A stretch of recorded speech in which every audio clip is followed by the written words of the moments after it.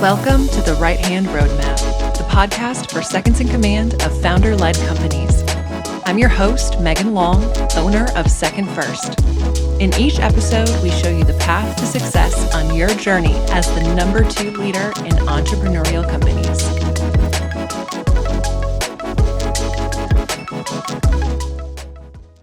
I am so happy you are here. Today, we're talking about strategies to stay focused on the big picture while managing the day-to-day operations of an entrepreneurial business.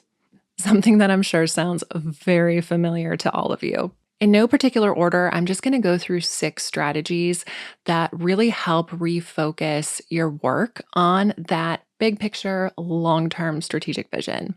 First, when choosing a solution, will that solution need to work 5+ years from now? If the answer is no, or if it's something that will be easy to change or upgrade at a later date, you can just choose what the best choice is for today. You don't have to worry about the future. This could be a software. This could be how you handle promotions and raises internally. This could be a lot of different things.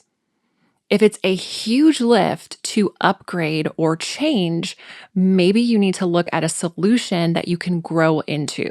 Basically, what are the headaches that you're creating for your future self with today's decisions? Next is to consider other points of view within the organization. There are people that are much more informed than you are about different areas of the business. Think finances, customer experience, employee satisfaction.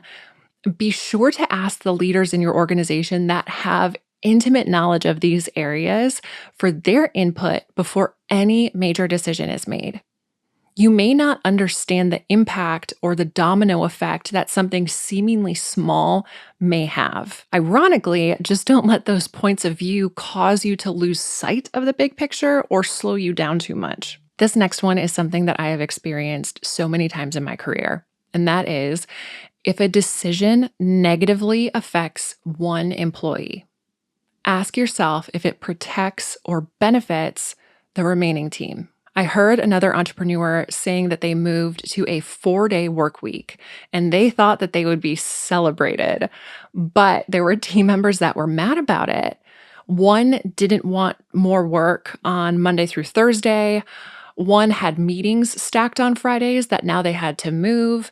There were some very loud team members that were against it, but she knew ultimately it would be the right choice for long-term employee satisfaction, recruitment, and just general work-life balance. So she did it. It benefited the whole more than it negatively impacted those few individuals. The next tip or strategy is to always look to your rocks. If you're unfamiliar with the term rocks, Stephen Covey in 7 Habits of Highly Effective People just basically said that rocks are priorities. It's the most important work for you to do in a certain time period, usually quarterly or annually. The term rocks comes from a Zen philosophy. So picture that you have a bucket, and then you have big rocks, pebbles, and sand. Well, if you fill the bucket with pebbles and sand first, there won't be room for the big rocks. But if you put the big rocks into the bucket first, you can fill in all the little spaces around it with the pebbles and sand, and everything will actually fit neatly in that bucket. Well, the same is true of your work. Your priorities should always come first, and then busy work can fill in all the little nooks and crannies of your schedule. So each week, prioritize your work, including meetings, against your rocks. Is it moving the top priorities forward?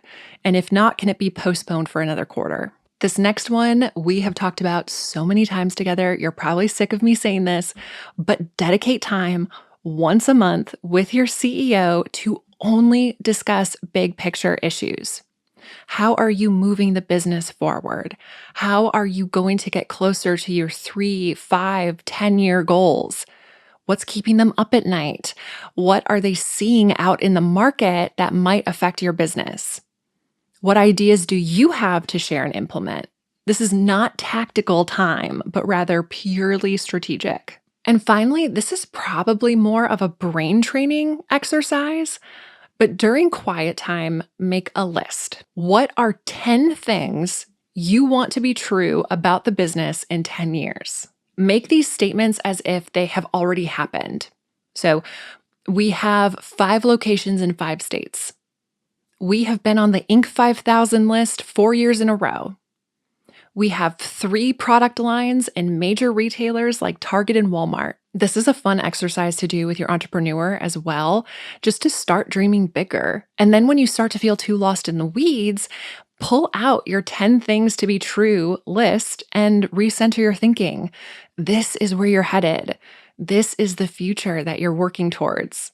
To find show notes and links for anything mentioned in this episode, visit secondverse.com/28.